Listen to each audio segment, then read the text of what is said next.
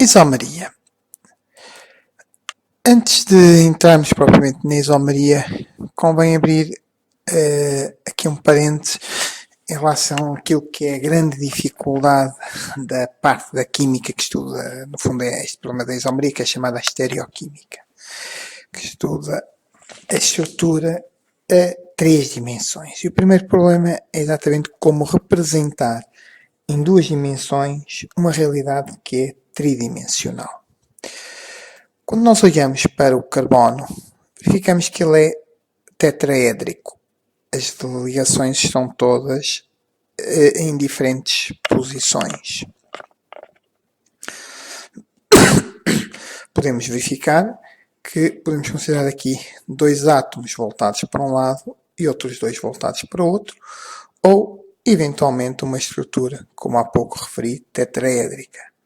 Na prática, o que nós temos é que os carbonos, ou os substituintes de um carbono, estão cada um no seu plano. E, portanto, quando nós representamos, como daqui a pouco vamos ver, com traços verticais e horizontais, temos que assumir determinadas regras.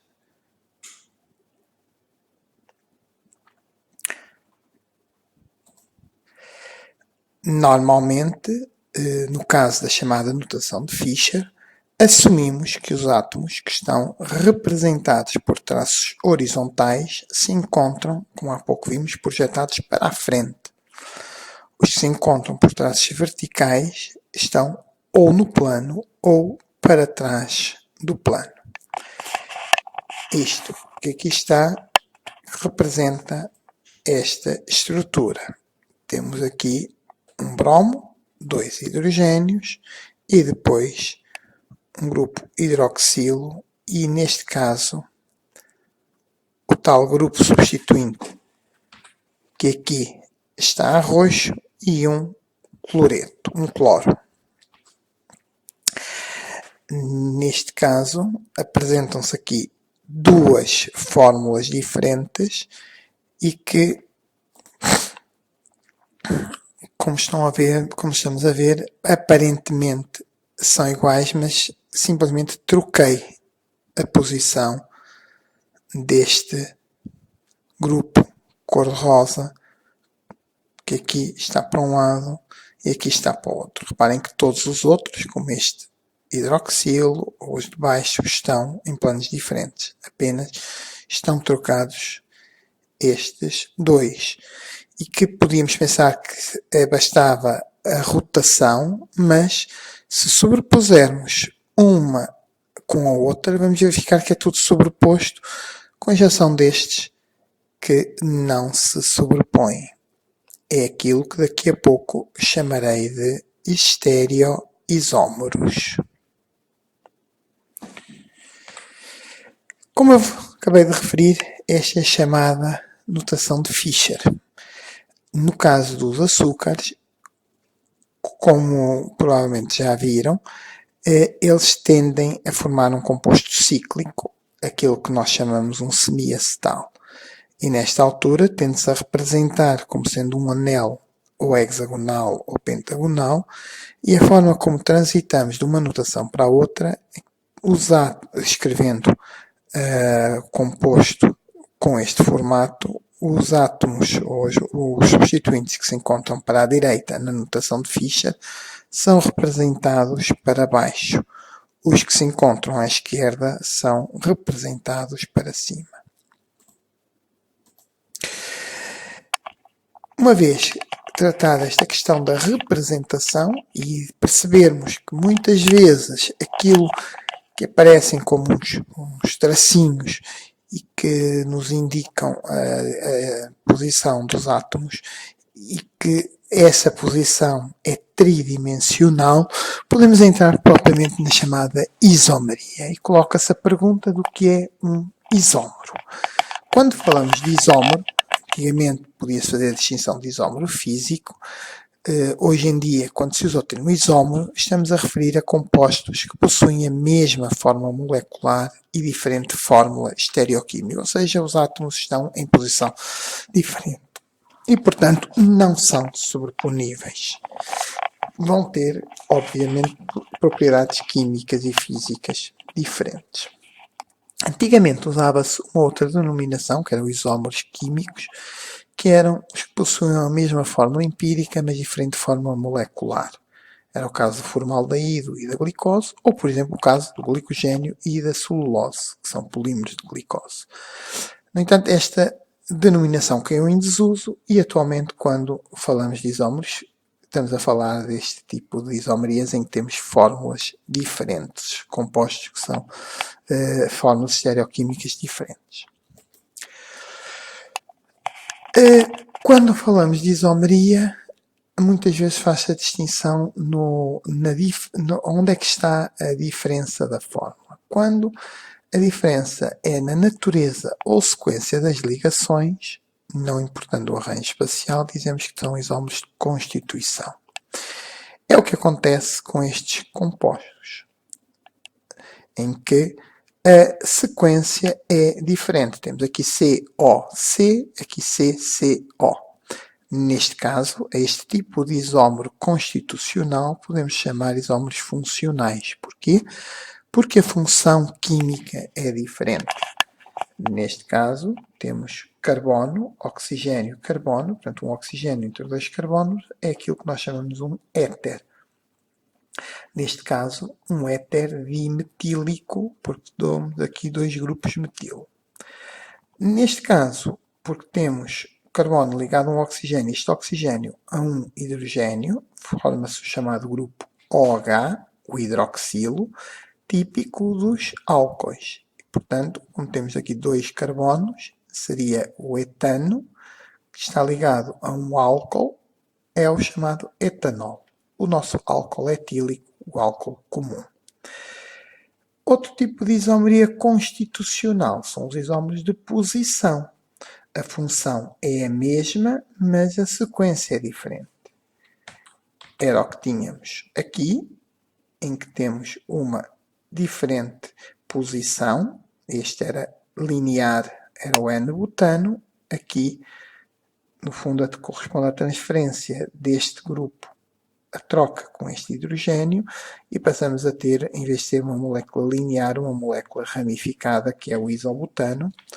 Ou então, o que acontece aqui na posição deste grupo hidroxilo, que aqui está numa posição terminal, num carbono primário porque está ligado apenas a outro carbono, chamamos neste caso 1-propanol, ou neste caso que está ligado a um carbono secundário, porque está ligado a dois carbonos, e temos então o 2-propanol neste caso.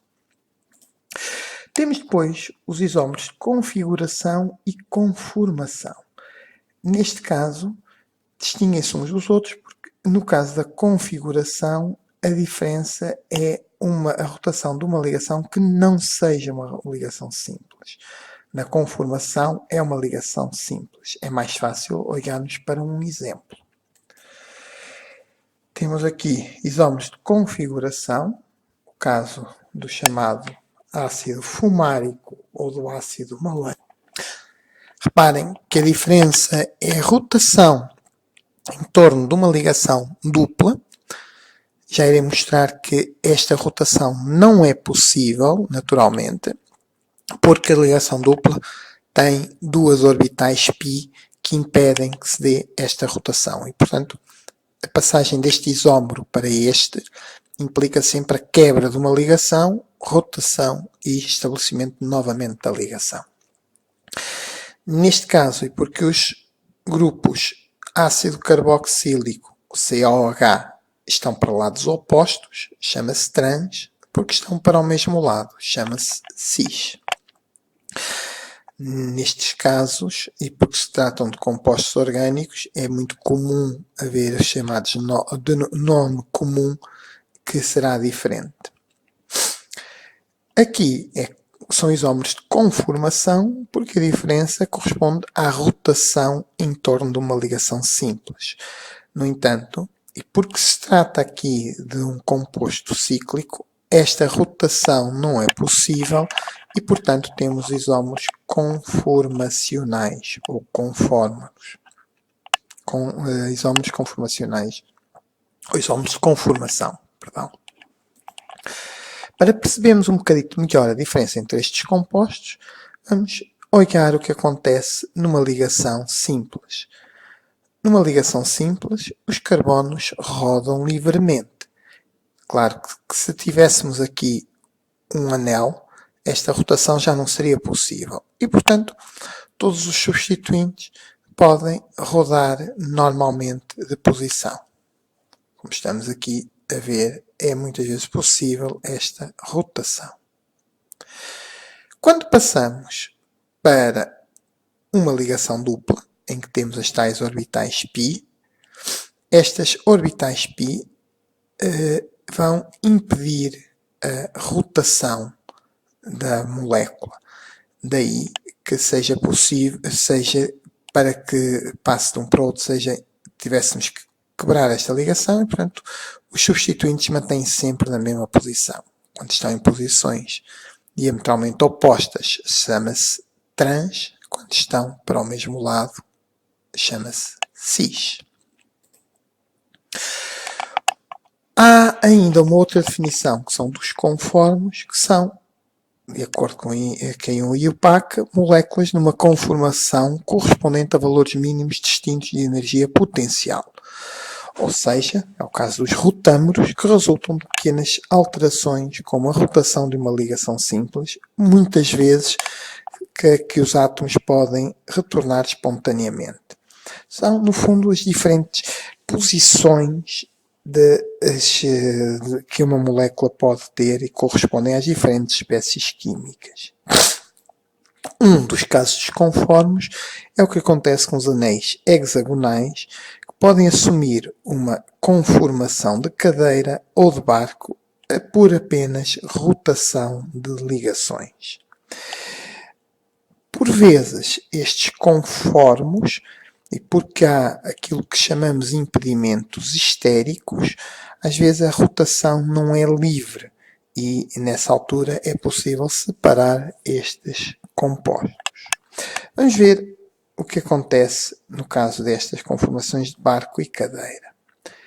Temos aqui um anel hexagonal em que 6 átomos ligados entre si e em que, neste caso, temos uma conformação que faz lembrar um barco nesta posição. Se rodarmos a molécula, as ligações, podemos passar a ter uma conformação que faz lembrar uma cadeira. Isto ocorre apenas por rotação das ligações. Para além deste tipo de isomeria, temos outro tipo que são chamados de estereoisómeros, em que há uma diferença do arranjo dos átomos no espaço. Era aquilo que acontecia aqui. Era tudo igual, estava tudo na mesma posição, só que num caso um estava para a esquerda e o outro para a direita, o que fazia com que estas moléculas não fossem sobreponíveis. Quando acontece a diferença ser como um objeto e uma imagem no espelho plano, que era aquele caso, dizemos que temos enantiómeros. Antigamente também se usava o nome de isómero óptico, isómero quiral, ainda aparecem com muita frequência. Ainda mais antigos eram os termos especulares ou antípodas. Estes dois é muito raro já encontrar, mas estes, apesar de não serem recomendados pela IUPAC, ainda aparecem com muita frequência. Quando temos dois enantiómeros, muitas vezes a grande diferença será que um irá desviar a luz no sentido dos ponteiros do relógio, e portanto será destrógiro, e o outro vai desviar no sentido contrário aos ponteiros do relógio, e será levógiro. Como iremos ver, a forma como interagem com enzimas ou com outros compostos que também tenham isomeria espacial, pode ser diferente. No caso dos enantiómeros, misturas em igual parte do isómero levógiro e do destrógiro dá aquilo que nós chamamos um racemato, que antigamente era denominado mistura racémica, apesar que este termo ainda aparece com bastante frequência, uma vez que esta denominação da IUPAC é relativamente recente. Todos aqueles que não sejam enantiómeros são diastereoisómeros, mas já lá iremos. Como eu disse, neste caso, eles podemos considerar que estão um para o outro como um objeto e a sua imagem num espelho plano. Se trouxermos aqui o espelho, estes estão próximos e estes estão afastados. E, portanto, correspondem exatamente a enantiómeros. Outro exemplo de enantiómeros é o que acontece com os ácidos aminados ou aminoácidos. Normalmente, os que são incorporados nas proteínas estão na forma L, considerando na notação de Fischer, como já referi, a função mais importante, o ácido para cima. Vamos verificar que o primeiro carbono, o segundo carbono, o carbono beta, onde se encontra o grupo amina, normalmente este grupo amina está para a esquerda, no caso dos aminoácidos que são incorporados nas proteínas, e daí serem chamados L-aminoácidos. No caso dos açúcares, como é, por exemplo, a glicose. Normalmente a glicose que existe nos organismos e nos seres vivos é a D-glicose. Ela denomina-se D porque o último carbono assimétrico tem o grupo hidroxilo voltado para a direita, de acordo com a notação de Fischer. Chama-se glicose porque os hidroxilos estão todos para o mesmo lado, com exceção do carbono 3. A forma L-glicose não corresponde apenas à inversão deste hidroxilo, mas à inversão de toda a molécula. Eu disse que a forma D e a forma L, ou seja, os enantiómeros, estão um para o outro como o objeto e a sua imagem no espelho plano. Neste caso, porque este OH está para a esquerda, chama-se L. A L-glicose não é utilizada pelos seres vivos. Esta denominação, o facto de D-glicose ser destrógira, é responsável por outro nome da D-glicose, que é o nome de destrose. Porquê? Porque a glicose desvia o plano da luz polarizada para, no sentido dos ponteiros dos relógios. Já a frutose, a D-frutose, que é a que existe na natureza, ao contrário da glicose, é levógira e tem um poder rotatório negativo. E daí que se chama a D-frutose levulose. Estas formas destrógira e levógira apenas se sabe olhando para a molécula no polarímetro. O que nós sabemos é que se a forma D for destrógira, a L será exatamente igual, mas levógira. Portanto, apenas mudamos o sinal. No caso da frutose, se a D-frutose é levógira, a L-frutose será destrógira, exatamente, em vez de menos 92, mais 92,4. Outro termo que também advém desta alteração, ou desta forma como os açúcares mexem com o plano da luz polarizada, é o chamado açúcar invertido. O que nós chamamos habitualmente de açúcar é a sacarose, que é um polímero ou um disacarídeo composto por uma glicose unida a uma frutose. E a sacarose tem um poder rotatório de 66,5, ou seja, a sacarose é destrógira. No entanto, quando hidrolisamos a sacarose, vamos obter uma mistura em partes iguais de glicose e de frutose.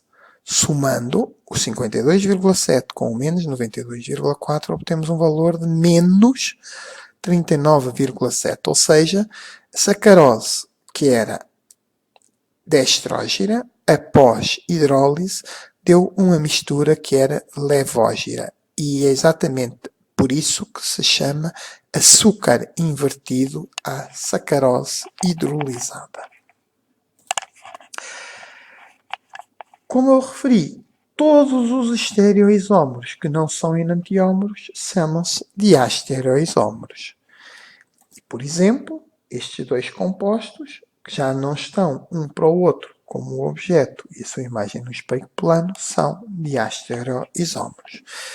Neste caso, diferem apenas na conformação em torno deste carbono, o chamado carbono anomérico, ou carbono onde está a função semiacetal, aquele carbono que correspondia à função aldeído e que reagiu com um álcool interno.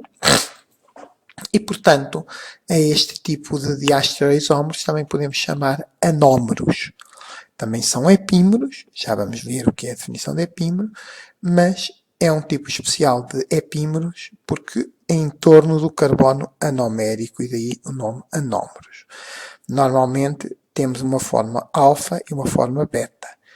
A maior forma de distinguir a forma alfa da beta é a forma alfa quando o grupo OH encontra-se oposto ao grupo CH2OH. Muitas vezes nós dizemos que a forma alfa, o OH está para baixo e a beta para cima, mas isto é porque consideramos que o grupo CH2OH está para cima.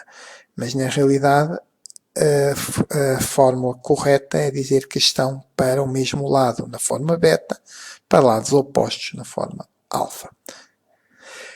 Os epímeros é quando diferem na configuração à volta de um carbono. Por isso é que os anómeros são epímeros. Só que os anómeros são epímeros na função semiacetal e daí terem esta denominação diferente. No caso dos epímeros, temos aqui a D-glicose e a D-manose. São rigorosamente iguais, com exceção do carbono 2.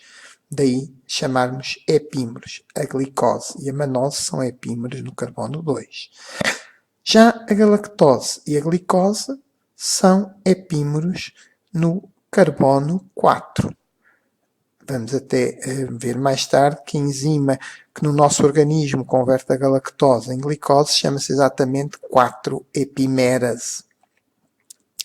Já a galactose e a manose, porque diferem na configuração do carbono 2 e do carbono 4, chamam-se apenas diastereoisómeros e não têm outra denominação. Aquela isomeria cis-trans que vimos há pouco também corresponde a diastereoisómeros. Porquê? Porque apenas diferem na organização espacial dos átomos. Estão para um lado ou para o outro do plano de uma ligação dupla. No caso dos ácidos gordos, como o que aqui está representado, que é o ácido gordo, ácido oleico, a dupla ligação está sempre, normalmente, está na configuração cis. Os ácidos gordos de configuração trans resultam normalmente de uma isomerização desta ligação e correspondem a ácidos gordos que são habitualmente considerados tóxicos para o nosso organismo. Hoje em dia há regras que limitam a quantidade de ácidos gordos trans nas gorduras. Muitas vezes temos isómeros em equilíbrio e nessa altura dizemos que temos o tautomerismo. É o que acontece com as funções aldeído ou cetona. A função aldeído ou cetona é quando temos um carbono com uma dupla ligação com oxigênio e ligado ou a dois carbonos, ou um carbono e um hidrogênio ou dois hidrogénios. Se este grupo for um hidrogênio, é um aldeído. Se for outro carbono, é uma cetona. Por favor, não confundam. Quando este grupo é um hidroxilo, um OH, nessa altura, em vez de termos aldeído ou cetona, temos uma outra função, que é a função ácido, que já referi há pouco. Por regra, os aldeídos ou cetonas, esta dupla ligação pode migrar pode ficar entre estes dois carbonos e este hidrogênio vem para aqui, ou seja, passamos de um aldeído ou cetona para um álcool com uma dupla ligação entre os carbonos. A dupla ligação entre carbonos leva normalmente a denominação eno, são os alcenos. Portanto, se é um eno com um álcool, ol chama-se um enol. Equilíbrio semelhante temos entre as formas lactâmica e lactímica. A grande importância da isomeria é, como fui referindo, a ligação com interação com enzimas, receptores ou transporte celular através de transportadores está fortemente dependente da isomeria. Eu dei o exemplo da glicose, que só é usada a forma D, mas temos, por exemplo, aqui outro exemplo, em que temos o quinino, um composto usado no tratamento da malária, um antipalúdico, antimalárico, que atua sobre o Plasmodium falciparum, um parasita, e que, se repararem a diferença entre o quinino e a quinidina, que é um antiarrítmico e que tem uma ação fundamentalmente cardíaca, é a conformação em torno destes dois carbonos. Neste caso, este hidroxilo e este hidrogênio estão para a frente do plano e aqui estão para trás do plano. Isto é suficiente para que tenham ação em receptores diferentes. Por exemplo, voltando à história da glicose, a D-glicose é utilizada no nosso organismo, é metabolizada, é transportada pelos transportadores de glicose e a L-glicose não é utilizada, não liga às nossas enzimas, nem é transportada pelas nossas células. Ou o caso dos ácidos aminados, que apesar de haverem também alguns ácidos aminados ou aminoácidos na forma D, aqueles que são incorporados nas proteínas são todos na forma L, com exceção da glicina, que por ter aqui neste grupo um H, e portanto não ter carbonos assimétricos, não tem forma D nem forma L. Ou o caso, por exemplo, que há pouco também referi, os ácidos gordos X trans, em que os X são os que normalmente utilizamos e os trans muitas vezes são considerados tóxicos, ou no caso de dois polímeros, como a celulose e a amilose, que sendo ambos polímeros de glicose, porque num caso temos uma ligação entre o carbono 1 e o carbono 4, mas o OH na posição alfa, a ligação alfa-1,4, que é o caso da amilose, ela é digerida pelas nossas enzimas e, portanto, corresponde ao amido e a uma molécula energética e que permite a sua degradação e obtenção de glicose. Já a celulose, porque a ligação, em vez de ser alfa, é beta, está para o mesmo lado daquele CH2OH, beta 1,4, já não temos capacidade de digerir e corresponde às chamadas fibras, que apesar de serem importantes na nossa dieta, para outro tipo de funções, não permite, nós não conseguimos digerir e, portanto, não permite a obtenção de glicose. Podem encontrar mais informações nesta página, onde se encontra toda a parte de nomenclatura da IUPAC.